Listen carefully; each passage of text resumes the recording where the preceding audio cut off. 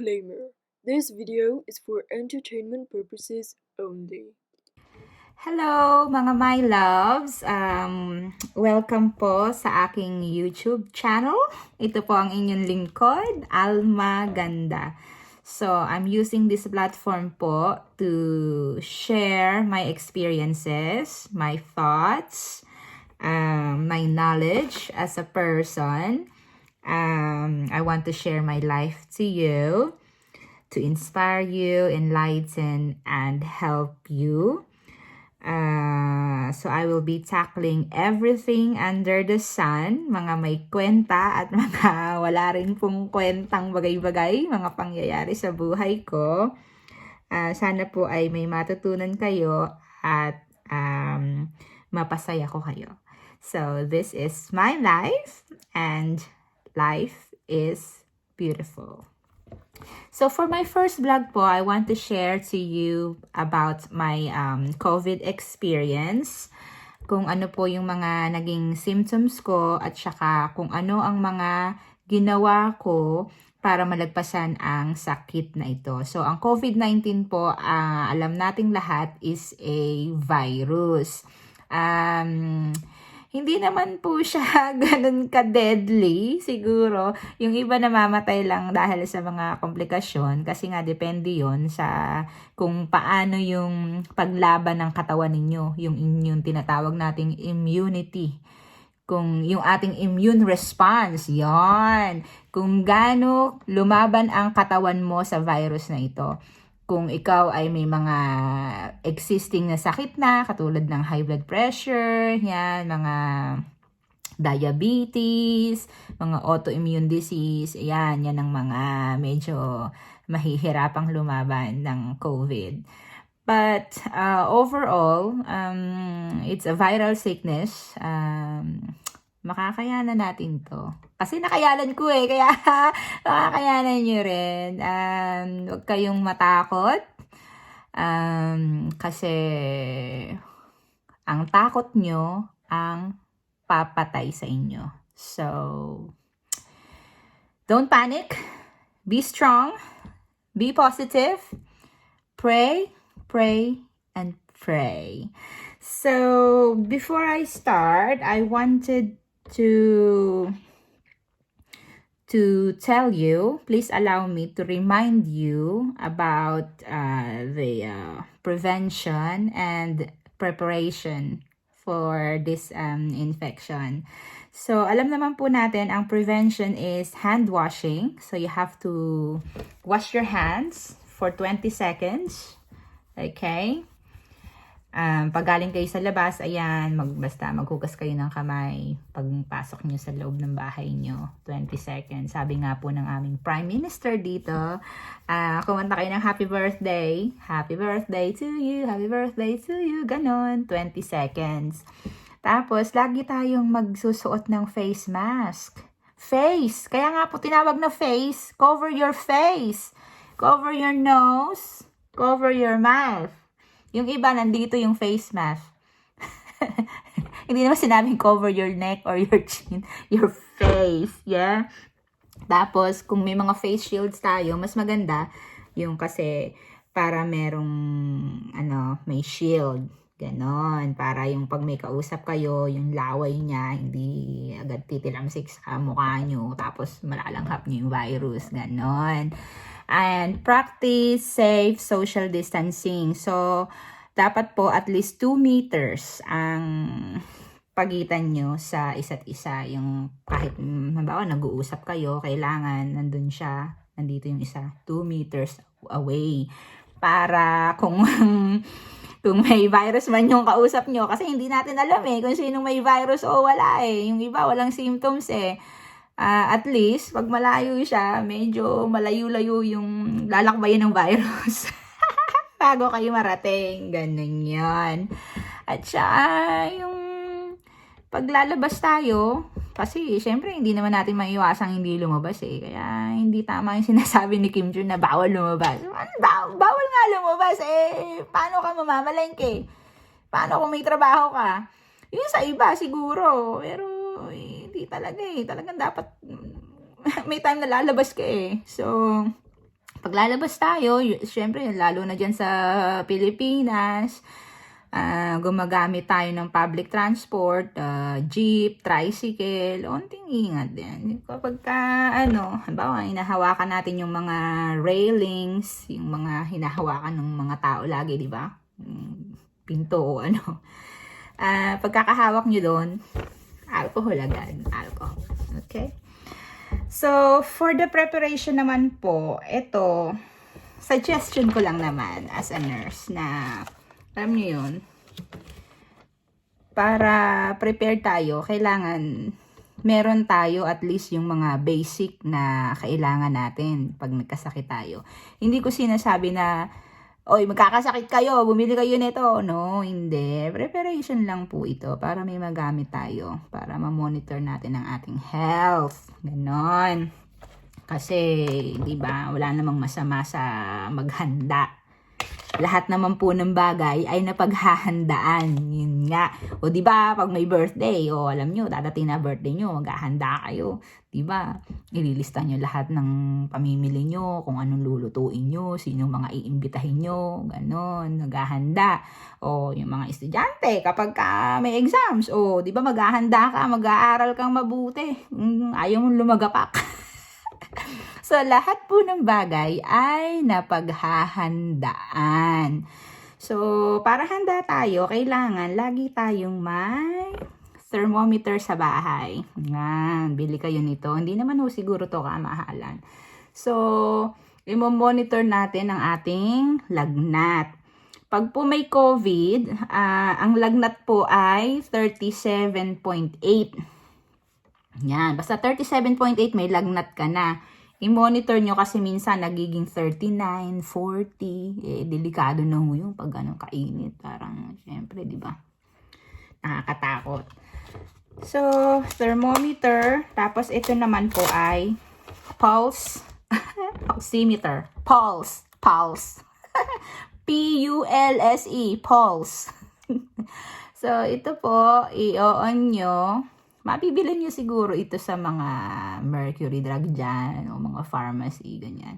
Ang minomonitor po nito ay yung saturation, yung tinatawag na saturation, yun po yung amount of air na nasa katawan natin. So, usually, dapat 100 po ang ating saturation. Pag bumaba siya ng 94, kabahan ka na. Tumakbo ka na sa hospital. Kasi baka hindi po kayo makahinga ng maayos, kailangan po ninyo ng oxygen. So, dito rin po, minomonitor din po ang pulse o yung pulso natin, kung yung tibok ng puso. So, ito, ayan, ilalagay nyo ganyan sa inyong pointing finger. Yan, tas i-read na niya. Ayan. So, dapat nga po 100. Pag 100, wala kayong problema sa paghinga. Tapos, yung pong 75, yun po, ayan, 70, 69. Yan po ang number ng tibok ng aking puso. Okay? So, sa pulse naman po, dapat ay hindi siya lalagpas ng 100. Kasi pag above 100 na, yun ang tinatawag naming tachycardia. Ibig sabihin, mabilis. Kasi ang normal po ay 80 to 100. Yeah. Ito naman pong huling aparato.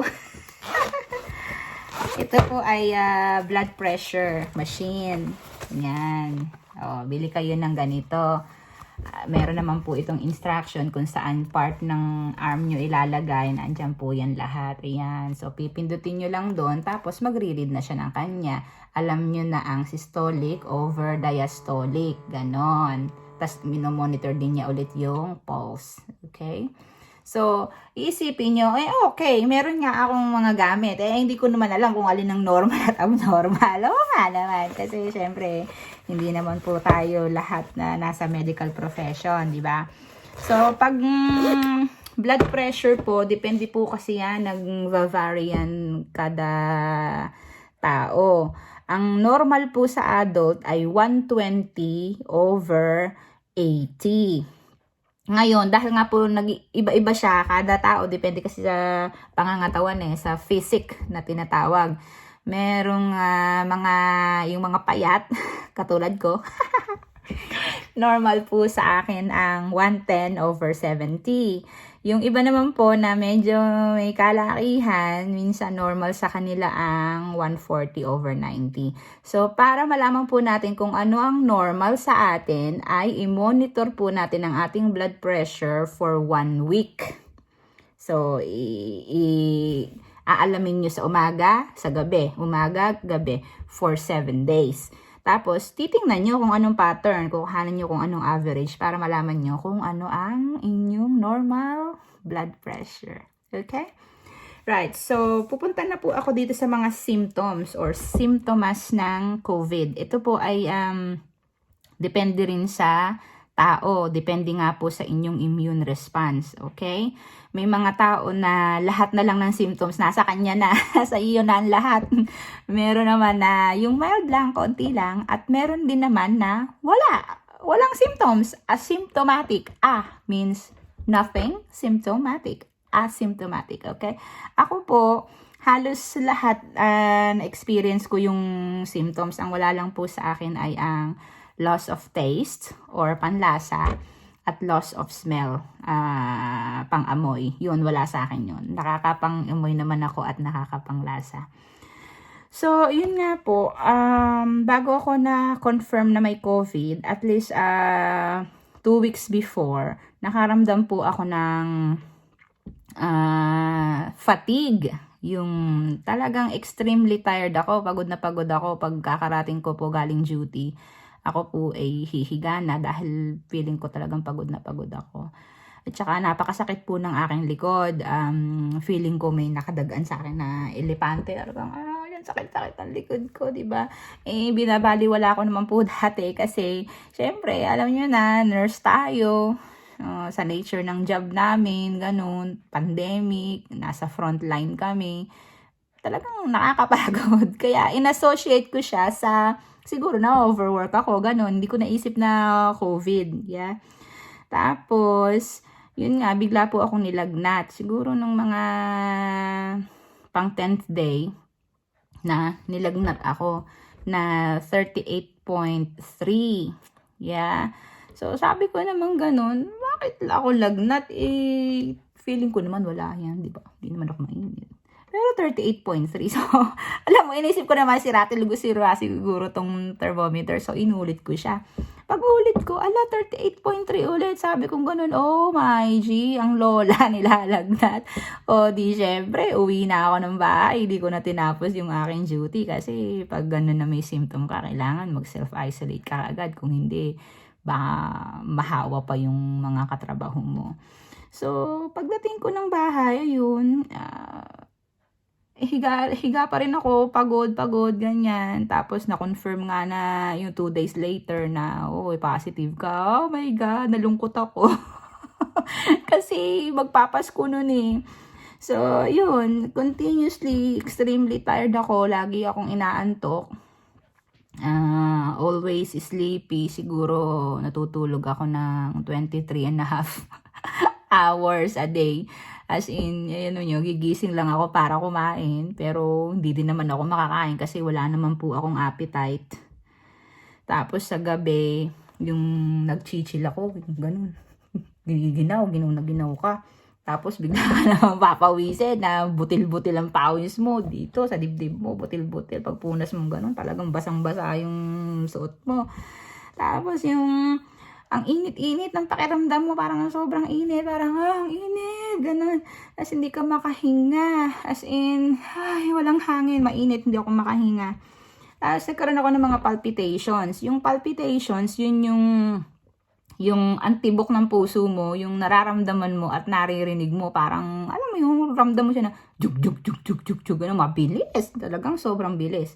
Nung time na yun, hindi ko na-monitor kasi wala akong pulse oximeter. Pero alam ko na, palpitations yun. Tapos, meron din akong chest pains. Yung chest pains ko po nandito sa left. Parang, alam mo yun, very sharp siya, sharp pain, sharp shooting pains na, alam nyo yung feeling ng pag kinukurot kang ganun, aray, ganun, yung kinukurot-kurot kang ganun, yun, parang kumukurot-kurot dito, mostly sa left. Tapos, inuubo din po ako. Pero yung ubo ko, hindi ganun kagrabe. Sa umaga lang po at saka sa gabi. Naging grabe lang siya siguro nung pang 8th day. 8th day. Nung wala na akong lagnat, bigla akong inubo ng dire-diretso. Yun ang talagang tinatawag na continuous cough. Like, ganon. More than a minute po akong inuubo. Talagang kita ko sa salamin ng sarili ko, talagang namutla na ako, puti-puti ko na, alam nyo yung parang binabad sa suka, na hindi na ako makahinga. Ito, parang nag-close itong aking lalamunan. Natakot ako kasi, di ba, onting oras na lang, kasi alam ko na kapag lumagpas ako ng 2 minutes na hindi ako mahinga, magiging blue na ako, mamamatay ako. Talagang mamamatay ako. Naswertihan ko lang talaga at naiubo ko siya. Alam nyo yon, yung binigay ko yung very best ko, nilakasan ko ang loob ko, at ako po ay nagdasal. Sabi ko, Lord, help me.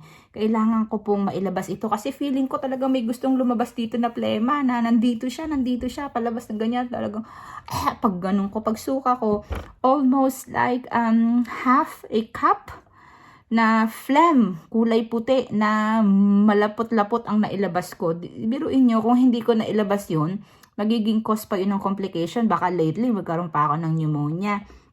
So, ayun, yung iba naman po mga mild na, katulad ng hair loss, yan, yung pag ganyan yan ng hair nyo, yan, hahawakan mo gano'n, tapos pag gano'n mo, oh my God, my hair, parang gano'n, nalalaglag siya na kusa niya.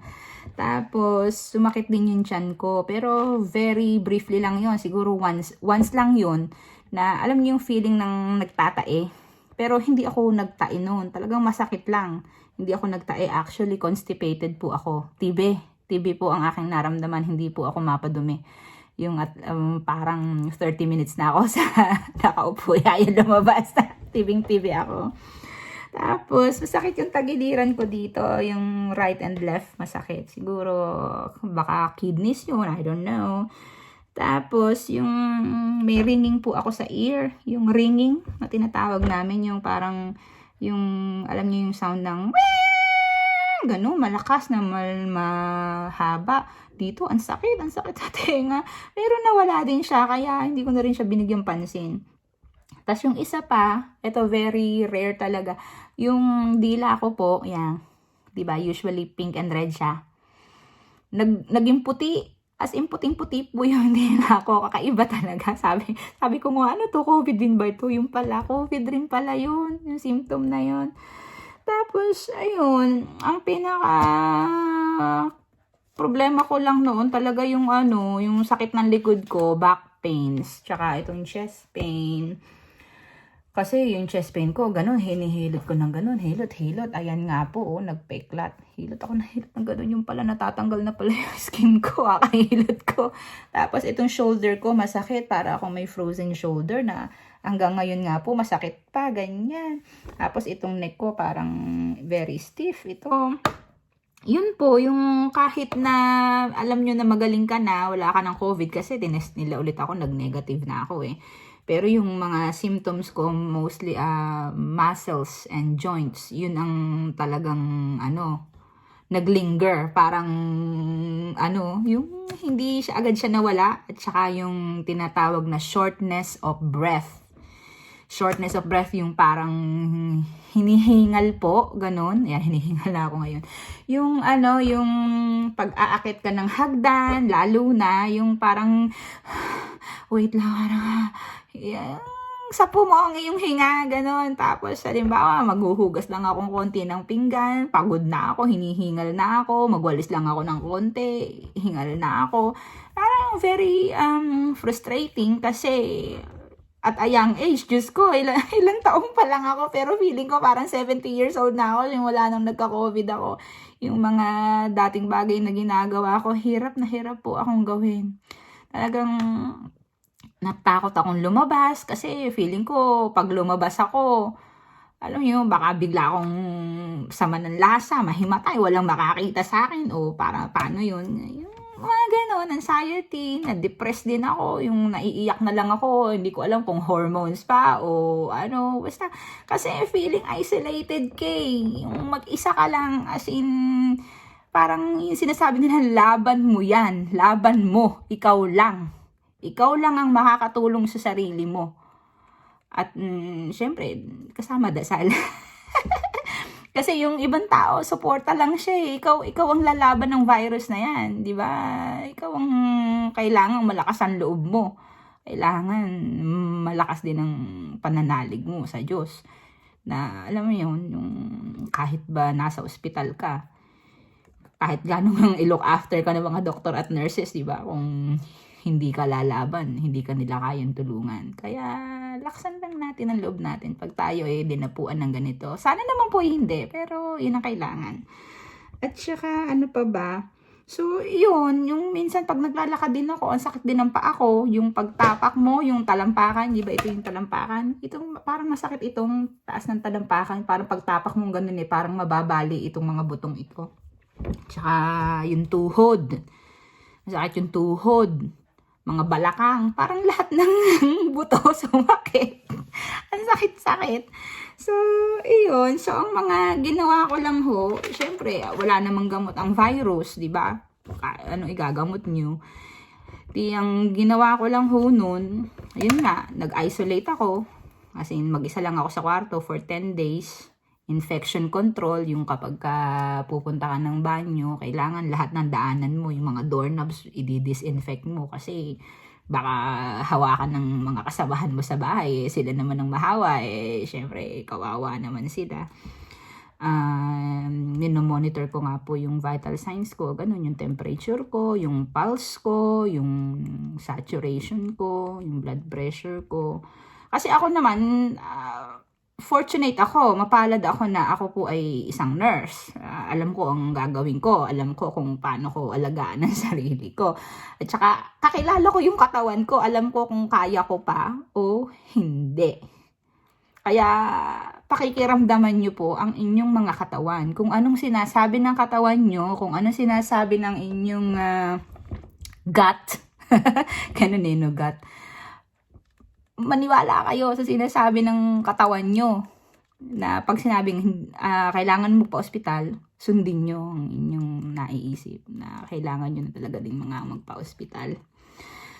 So, ayun nga po, pag nahirapan kayong huminga, kumuha kayo ng electric fan, buksan nyo ang mga bintana. Sa gabi, pag matutulog kayo, dapat nakadapa kayo kasi pag nakadapa, hindi po mahihirapan yung lungs natin ng pag-expand. Kumbaga, mas madali sa lungs na huminga kang ganon, di ba?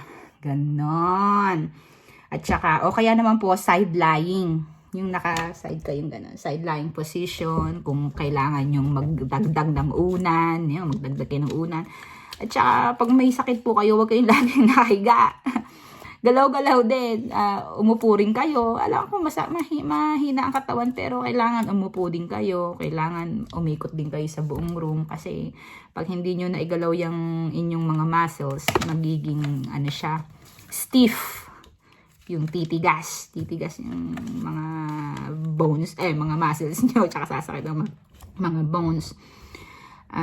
Kailangan din kumain. Alam ko wala tayong magiging panlasa or matabang ang ating panlasa, walang ganang kumain, pero kailangan natin kumain po at saka uminom ng tubig.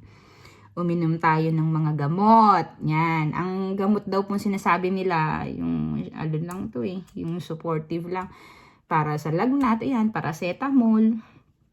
O kaya ibuprofen, mga over-the-counter naman po ito. Ibig sabihin na bibili sa butika na hindi kailangan ng reseta ng doktor. Ako po, napakarami kong gamot. Meron paracetamol, ibuprofen, meron akong cocodamol para sa mga sakit-sakit ng katawan niya. Ayan, tapos hindi pa nakayanan ng cocodamol, binigyan pa ako ng naproxen. Mas matindi ito. Ito, mga kailangan na po ito ng reseta. Tapos, may nilalahid din po ako na ito, mga Nurofen gel. Para sa joint dito, nilalahid ko. Walang effect. Kaya ito, bumili din ako ng Voltarol. Ano din, nakaka-relieve siya pero hindi talaga natatanggal eh. Talagang nandun pa rin ang sakit. Ito, Vicks. Vicks Vaporub sa dibdib para malamig-lamig ng konti. Cooling effect to, di ba? Tsaka ito pa. Ito, Efficacent Oil. Ito ay galing kay Padre Pio sa Santa Tomas. Ito yung pinanlalahid ko dito sa leeg ko. Kasi talagang ang sakit ng leeg ko. Yung tigas-tigas, hindi ako makatulog. Ay, isa pa yun. Isa pang symptom yun. Hindi po ako nakakatulog sa gabi. Nagkaroon ako ng insomnia.